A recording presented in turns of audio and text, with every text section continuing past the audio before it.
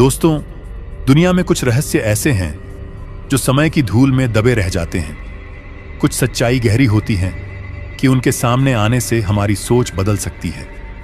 यह कथा उस महादेव की है जो हर युग में अपने भक्तों के साथ रहते हैं। मक्का में छुपा है एक ऐसा रहस्य जो हिला देगा आपका दिल। भगवान शिव मक्का में कैसे कैद हो गए। यह कहानी है महाकाल के महेश्वर की, उस शिव की जो आज भी मक्का की पवित्र भूमि में मौजूद है, लेकिन कैद है। ध्यान से सुनिए, क्योंकि यह केवल कहानी नहीं बल्कि वह सच्चाई है जो आपके दिल को छू जाएगी और शायद आपकी आंखें भी नम कर दें। दोस्तों, आज हम एक ऐसी कथा लेकर आए हैं जो जितनी रहस्यमयी है उतनी ही प्रेरणादायक भी। कथा शुरू करने से पहले आपसे एक विनम्र निवेदन है। शास्त्रों में कहा गया है कि अधूरी छोड़ी गई कथा दुख और पाप का कारण बनती है, इसलिए इसे अंत तक अवश्य सुने। बात उस समय की है जब यह पृथ्वी आज जैसी नहीं थी। त्रेता युग का स्वर्णिम काल था। धर्म का सूर्य मध्य आकाश में अपने पूर्ण तेज के साथ चमक रहा था। पूरी पृथ्वी एक ही संस्कृति, एक ही आध्यात्मिकता के सूत्र में बंधी हुई थी।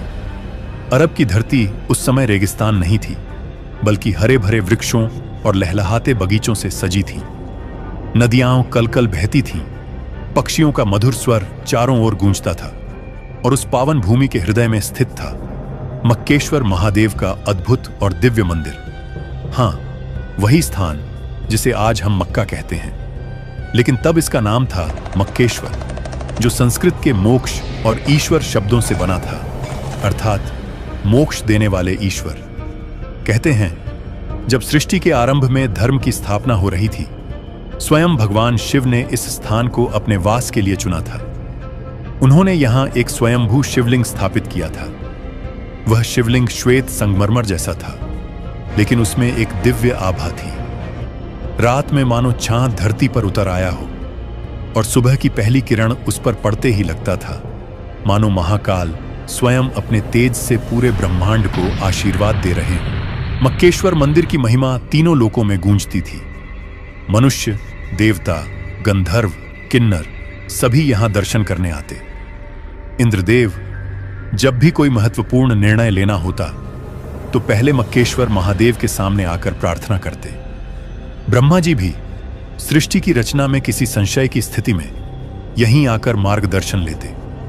और माता पार्वती, हर पूर्णिमा को वह दिव्य दृश्य देखने योग्य होता जब आदि शक्ति स्वयं यहां आती। चांदी जैसे उजले वस्त्र, माथे पर चंदन का तिलक, हाथों में रुद्राक्ष की माला, उनके चरणों की मधुर ध्वनि से पूरा नगर गूंज उठता। जब वह शिवजी की परिक्रमा करती तो पूरा मंदिर दिव्य संगीत से भर जाता। उस समय अरब में रहने वाले लोग शिव भक्त थे। उनकी भाषा में संस्कृत के शब्द शामिल थे। अल्लाह शब्द अलख से निकला था, जिसका अर्थ है निरंजन, जो दिखाई न दे। वे दिन में 5 बार पूजा करते, सूर्योदय, दोपहर, सूर्यास्त, रात्रि और मध्य रात्रि में। महिलाएं माथे पर तिलक लगाती, गले में रुद्राक्ष पहनती, पुरुष जटाएं रखते और भस्म लगाते। सबसे बड़ी बात, हर कोई मक्केश्वर महादेव के दर्शन करने जाता। वह समय अद्भुत था। धर्म, अर्थ, काम, मोक्ष चारों पुरुषार्थ संतुलन में थे। न कोई धार्मिक विवाद, न कोई वैमनस्य। सभी एक परमात्मा की संतान थे और उसी की उपासना करते थे। लेकिन समय का चक्र थमता नहीं। द्वापर युग का अंत होते होते कलयुग की छाया पृथ्वी पर पड़ने लगी। अज्ञान का अंधकार धीरे धीरे फैलने लगा। मक्केश्वर नगर में भी लोग अपने संस्कारों का वास्तविक अर्थ भूलने लगे और केवल बाहरी क्रियाओं में उलझ गए। फिर आई वह रात जिसने इतिहास बदल दिया। अमावस्या की काली रात थी। आकाश में तारे जैसे लुप्त हो गए थे। हवा तक थम चुकी थी, मानो प्रकृति ने सांस रोक ली हो। मंदिर में शिवलिंग अपनी दिव्य आभा से चमक रहा था, लेकिन उस रात कोई भक्त दर्शन करने नहीं आया। कुछ स्वार्थी और अज्ञानी लोग कलयुग के प्रभाव में एक षड्यंत्र रच चुके थे।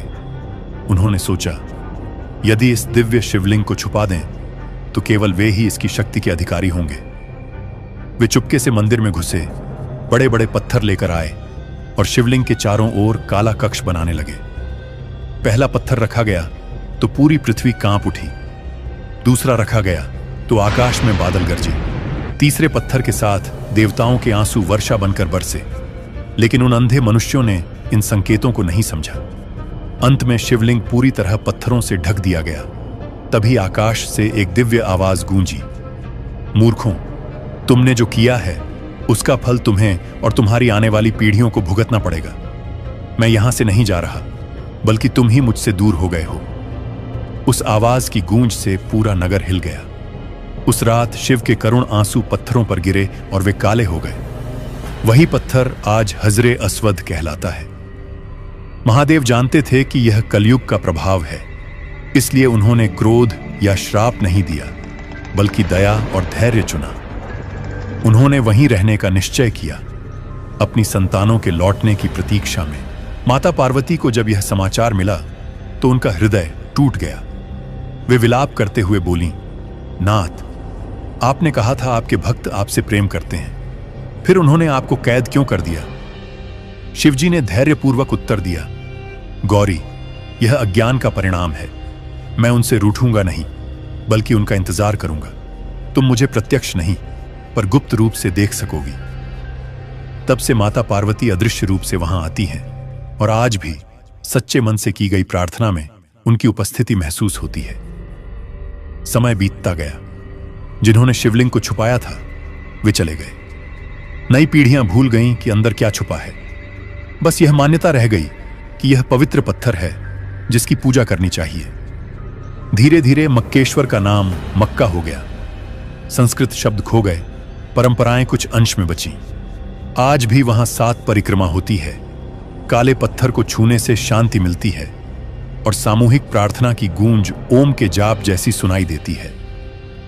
गुरु नानक देव जी ने इस रहस्य को पहचान लिया था। उन्होंने वहां अपने पैर एक विशेष दिशा में रखे, यह संकेत देने के लिए कि परमात्मा हर दिशा में है, वह किसी एक स्थान पर कैद नहीं है। आधुनिक विज्ञान ने भी इस पत्थर की जांच की और पाया कि यह पृथ्वी का नहीं है। इसमें ऐसे तत्व हैं जो सामान्यतः यहां नहीं मिलते। यह शिव की दिव्यता और उनके करुण आंसुओं का प्रमाण है। शास्त्रों के अनुसार कलयुग के अंत में यह काला आवरण हट जाएगा और मक्केश्वर महादेव पुनः प्रकट होंगे। उस दिन सभी धर्म एक हो जाएंगे, लड़ाइयां समाप्त होंगी और समस्त मानवता एक सूत्र में बंध जाएगी। भगवान शिव आज भी अपने भक्तों से कह रहे हैं, मेरे बच्चों, मुझे किसी भी नाम से पुकारो, मैं सुनता हूं। धर्म का अर्थ प्रेम, करुणा और दया है, न कि आपसी संघर्ष। मिलकर इस संसार को स्वर्ग बनाओ। यह कथा सिखाती है कि शिव को कैद नहीं किया जा सकता। वे काशी, केदार, कैलाश, मक्केश्वर हर जगह हैं। मक्का आने वाले आज भी वही शांति पाते हैं जो शिव भक्त पाते थे। शिव ने क्रोध नहीं, प्रेम और क्षमा को चुना और आज भी प्रतीक्षा कर रहे हैं कि उनकी संतानें सच को पहचानें। जब वह दिन आएगा, माता पार्वती प्रकट होकर आनंद से नृत्य करेंगी। देवता और गंधर्व उत्सव मनाएंगे। पूरा ब्रह्मांड झूम उठेगा और सभी धर्म मिलकर शिव जी का अभिषेक करेंगे। लेकिन आपको उस दिन का इंतजार करने की आवश्यकता नहीं है।